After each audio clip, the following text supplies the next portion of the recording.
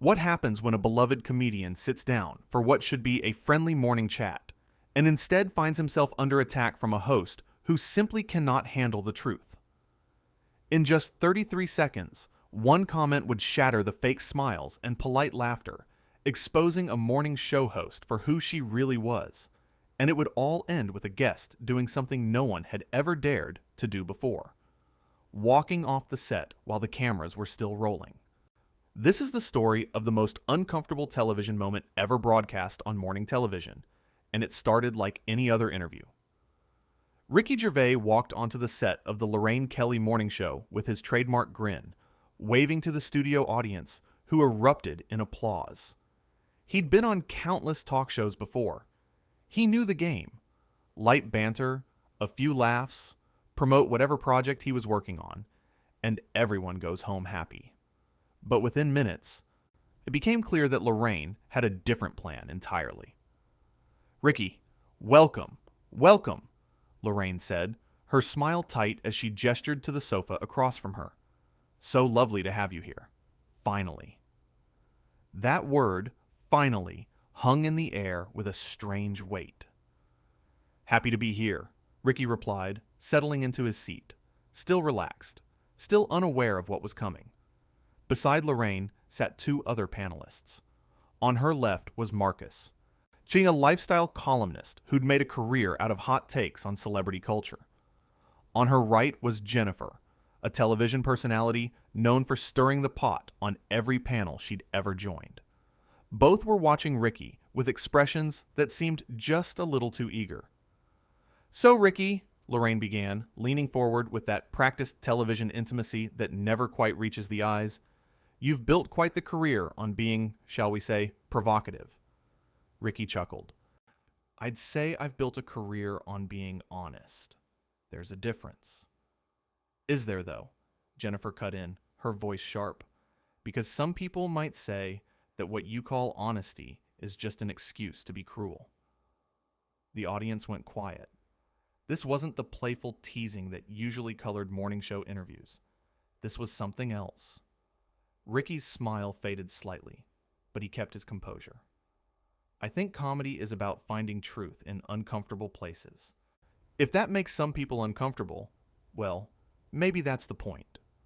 "But where's the line?" Marcus jumped in, almost rehearsed, like they'd planned this. "Where's the line between comedy and just being offensive for the sake of it?" "I trust my audience to know the difference," Ricky said calmly. "I trust people to understand context and intent." Lorraine laughed, but it wasn't warm. It was dismissive. "You trust your audience? That's rich. Coming from someone who's made millions by mocking people who can't fight back." The air in the studio shifted. This was no longer an interview. This was an ambush. "I'm sorry," Ricky said, his voice still level, but with an edge creeping in. "Are we here to have a conversation, or did you bring me on just to lecture me?" "We're here," Lorraine said, straightening in her chair, "to ask the questions that need asking. You can't expect to spend your entire career punching down and never get called out for it." "Punching down?" Ricky repeated, genuine confusion crossing his face. "Who exactly do you think I punched down at?" "Oh, please," Jennifer scoffed. "You've made entire specials mocking people's beliefs, their identities, their struggles. You've never shown an ounce of sensitivity."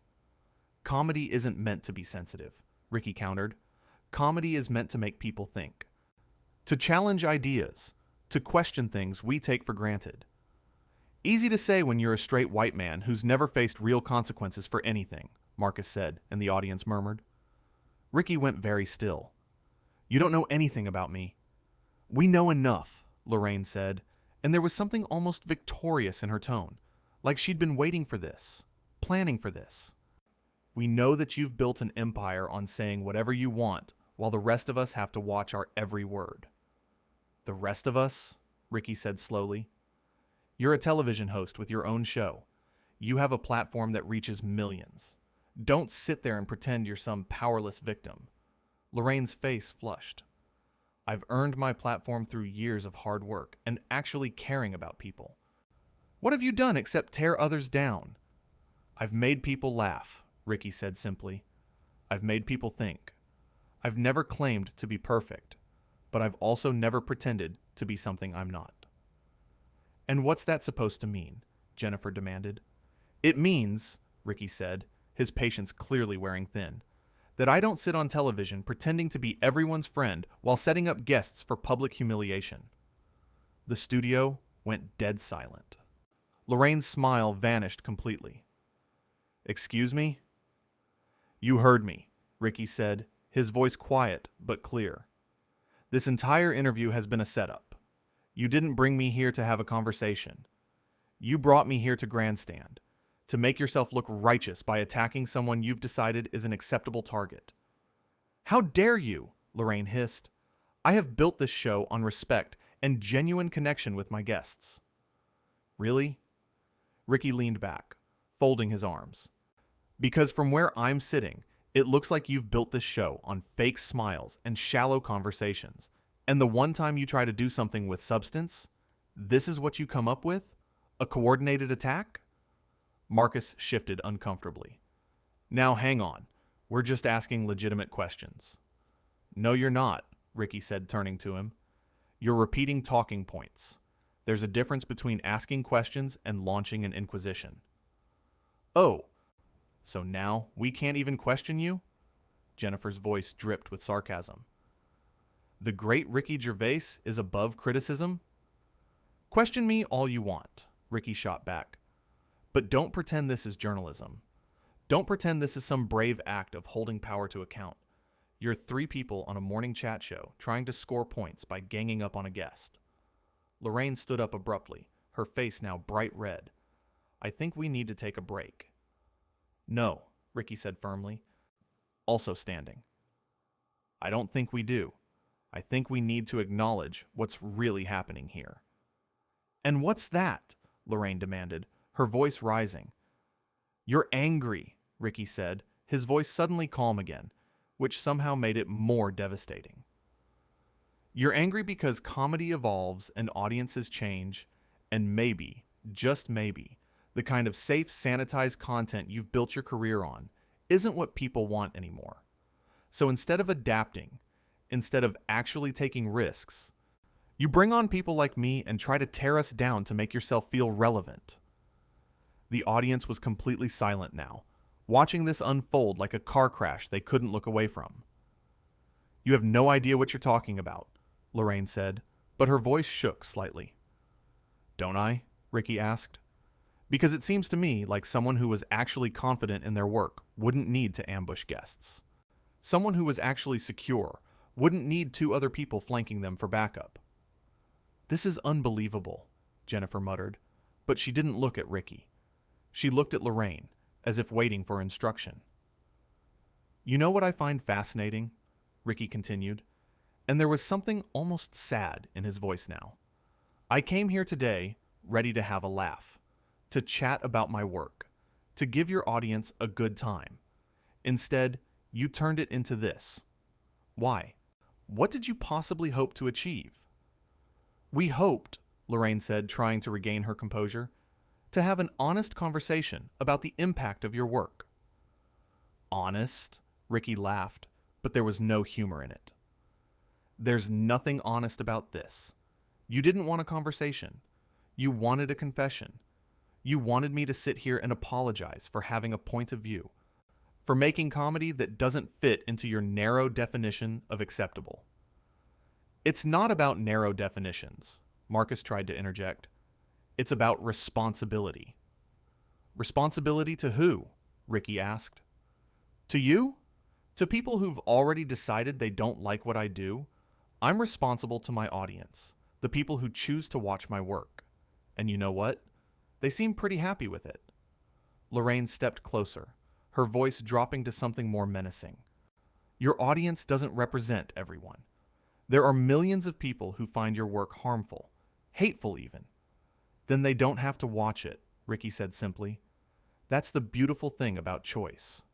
But you're the one who invited me here. You're the one who chose to use your platform this way. So don't talk to me about responsibility when you're the one who decided that ambushing a guest was good television. We are not ambushing you, Jennifer said. But even she didn't sound convinced anymore. Then what would you call this? Ricky asked, gesturing around. A friendly chat? Because I've had friendly chats before, and they don't usually involve 3 people tag teaming to tell me how terrible I am. Lorraine's hands were clenched at her sides. If you can't handle criticism, maybe you shouldn't be in this business. I can handle criticism just fine, Ricky said. What I can't handle is dishonesty. You didn't bring me here to criticize my work. You brought me here to make an example of me, to show your audience that you're on the right side of some imaginary line you've drawn.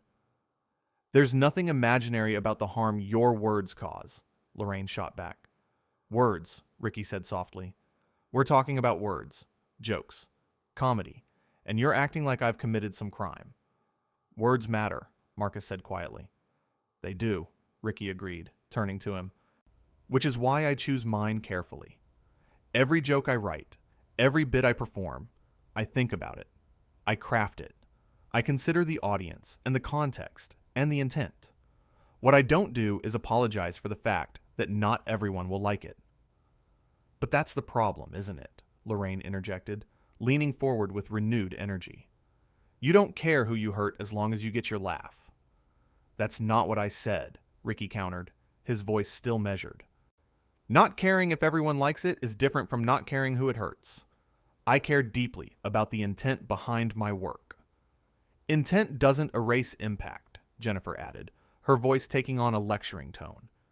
You can intend something to be funny, but if it hurts people, that's what matters. And who decides what hurts? Ricky asked, genuinely curious now. Who gets to be the arbiter of what's acceptable? You 3? A handful of people on social media? Because I've got news for you. Millions of people watch my work and don't feel hurt at all. In fact, they feel understood. They feel like someone's finally saying what they're thinking. Oh, so now you're the voice of the people? Lorraine scoffed. How convenient. I never said that, Ricky replied. I said I'm a voice. One voice among many. Just like you. Just like everyone else. The difference is, I'm not trying to silence anyone who disagrees with me. Marcus shifted in his seat uncomfortably. No one's trying to silence anyone. Really? Ricky raised an eyebrow. Because it sure feels like that's exactly what this is.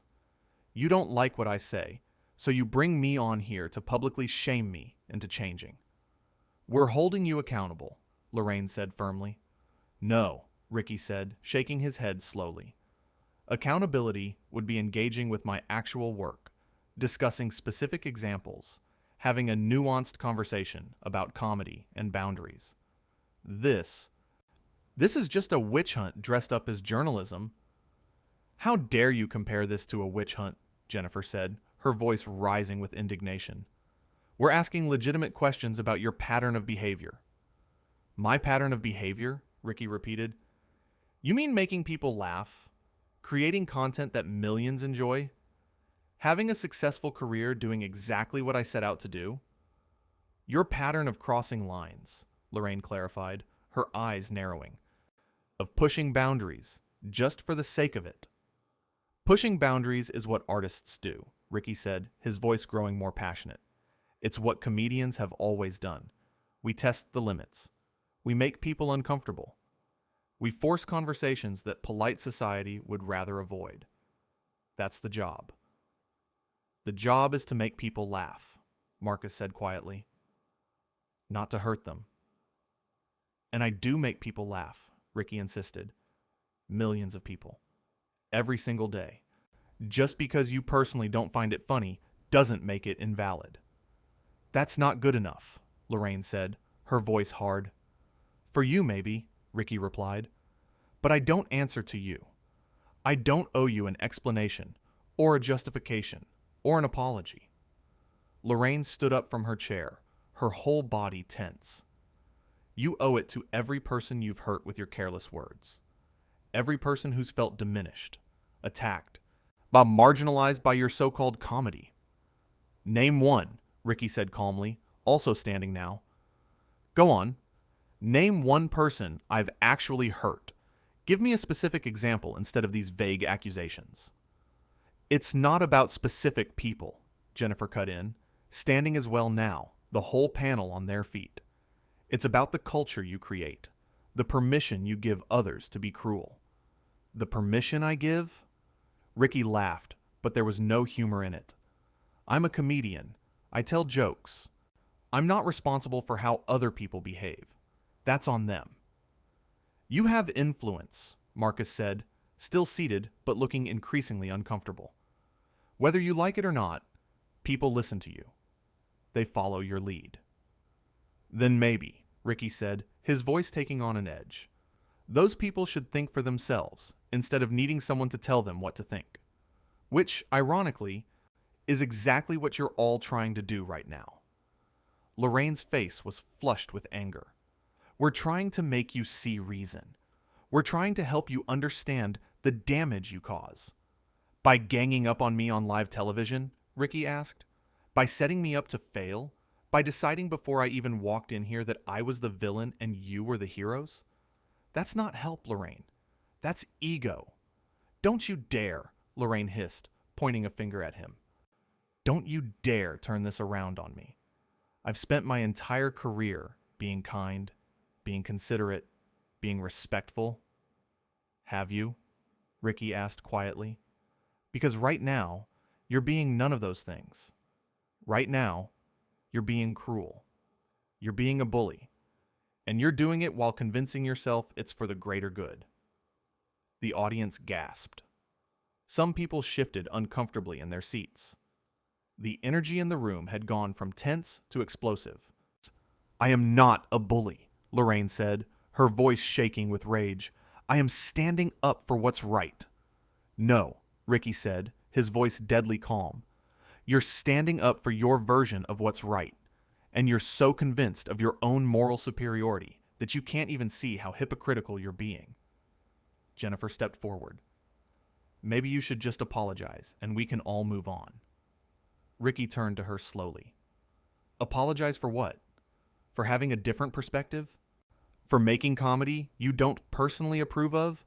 For not falling in line with your worldview? For hurting people, Jennifer said simply. Show me who I've hurt, Ricky demanded. Bring them here. Let them tell me themselves. Because I don't believe you speak for anyone but yourselves. Lorraine laughed bitterly. Of course you don't believe it. That would require humility. That would require admitting you might be wrong. I admit I'm wrong all the time, Ricky said. When I'm actually wrong, but I'm not wrong about this. I'm not wrong for making the comedy I make. And I'm definitely not wrong for refusing to let you bully me into submission. So you're just going to keep doing what you're doing, no matter who it hurts? Jennifer asked, her voice rising. I'm going to keep making comedy, Ricky said firmly. And if that bothers you, if that offends your sensibilities, then don't watch. Don't book me on your show. But don't sit there and pretend this is about protecting people when it's really about control. Lorraine took a step back, her eyes blazing. Control? You think this is about control? I think, Ricky said, picking up his microphone pack and starting to remove it, that you're so used to everyone on this show agreeing with you, so used to guests who play along and nod and smile, that you can't handle someone who pushes back. What are you doing? Marcus asked, watching as Ricky unclipped the microphone. I'm leaving, Ricky said simply. Because this isn't an interview. This isn't a conversation. This is a performance, and I'm not interested in playing my assigned role. Lorraine's voice went sharp with panic. You can't just leave. We're live. Watch me, Ricky said, and there was no anger in his voice anymore, just a quiet finality. If you walk off this set, Lorraine said, her voice trembling now with rage, everyone will know exactly what kind of person you are. Ricky paused, the microphone now in his hand, and looked directly at her. They already do. That's why they watch my shows and not yours. The words hung in the air like a bomb. Jennifer gasped. Marcus looked away, and Lorraine, for the first time, seemed completely lost for words. You know what the saddest part of all this is? Ricky continued, his voice gentle now, almost kind. You could have had a real conversation. You could have asked me genuine questions about my work, about how I approach comedy, about the thought process behind it. We could have agreed to disagree. We could have given your audience something interesting, something meaningful. Instead, you chose this. Get out, Lorraine whispered, her voice barely audible. I'm going, Ricky said. But before I do, let me say one more thing. To anyone watching this, to anyone who's ever been made to feel small by someone in power, so by someone who uses their platform to bully people into submission, don't let them. Don't let anyone tell you that your voice doesn't matter, that your perspective isn't valid, that you need to apologize for being who you are. He placed the microphone on the chair and started walking toward the exit. You're making a huge mistake, Lorraine called after him, her voice cracking. Ricky stopped at the edge of the set and turned back one last time. The only mistake I made was thinking this would be different, that you'd be different, but you're exactly what I thought you'd be. And what's that? Lorraine demanded, tears now visible in her eyes, though whether from rage or humiliation was impossible to tell. Scared, Ricky said quietly. Scared of anyone who doesn't fit into your carefully constructed world. Scared of real conversation, real debate, real difference. You hide behind righteousness and moral superiority. But deep down, you're just scared. How dare you? Lorraine breathed, her voice barely above a whisper now. I dare because someone has to, Ricky replied, taking a step back toward her. Because if everyone just goes along, if everyone just smiles and nods and plays their part, nothing ever changes. Nothing ever gets better. You want to know what I think? I think you're scared that the world is changing and you're being left behind. I think you're scared that the kind of safe, comfortable television you make doesn't matter anymore. And instead of evolving, instead of taking risks, you'd rather tear down anyone who does. Marcus stood up now too, his voice urgent. Ricky, come on. This doesn't have to end like this. Doesn't it? Ricky asked, looking at him with something like pity. What did you think was going to happen? That I'd just sit here and take it? That I'd thank you for putting me through this? We thought, Jennifer said, her voice much quieter now, that you'd have the decency to listen. I did listen, Ricky said. I listened to every word. And what I heard was 3 people who'd already made up their minds trying to justify their prejudice. You didn't want to understand my work. You wanted to condemn it. And me. Lorraine wiped at her eyes angrily. If you leave now, everyone will know you couldn't defend yourself. Let them think what they want, Ricky said with a shrug. I know the truth. I know I came here in good faith and was met with an ambush. I know that no matter what I said, it wouldn't have been good enough for you. So yeah, I'm leaving. Not because I can't defend myself, but because I refuse to waste my time trying to convince people who've already decided I'm the enemy. You are the enemy, Lorraine said, her voice rising again. You're the enemy of progress, of kindness, of basic human decency. Ricky stared at her for a long moment, and when he spoke, his voice was softer than it had been all interview. You really believe that, don't you? You really think that anyone who disagrees with you must be evil. That's the saddest part of all this. Not that you attacked me, but that you genuinely can't comprehend that good people might see things differently than you do. Good people don't make careers out of mockery, Jennifer insisted. Good people, Ricky countered, make careers out of honesty.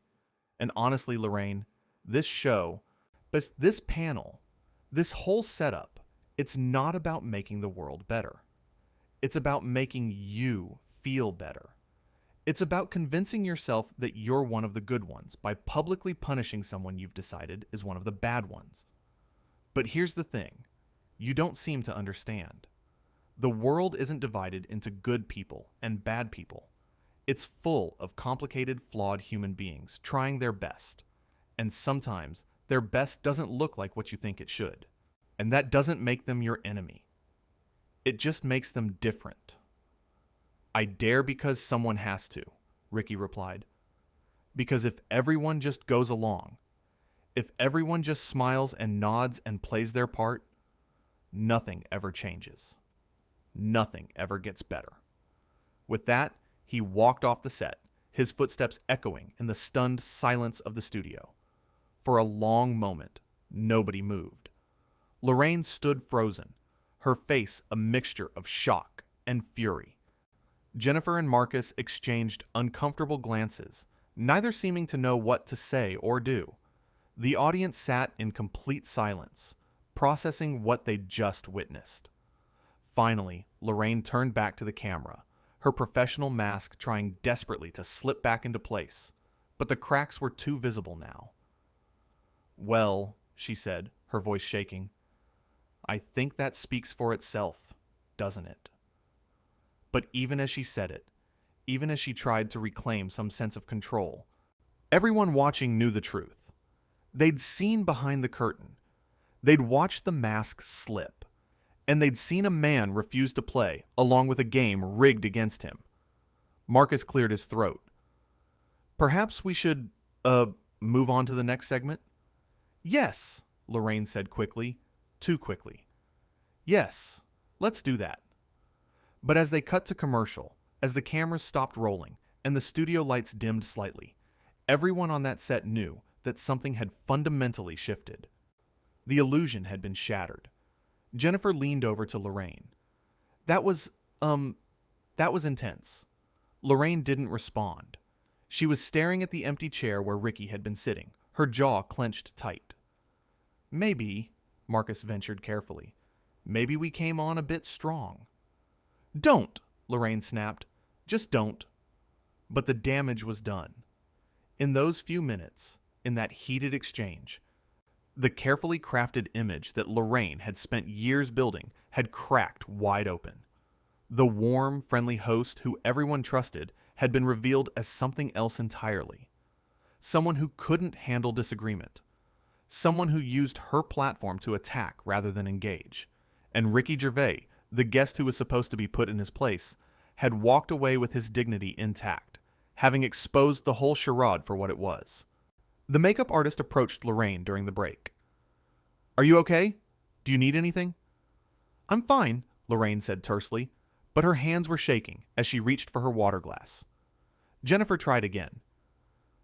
"Look, maybe we should address this when we come back. Explain our side of things."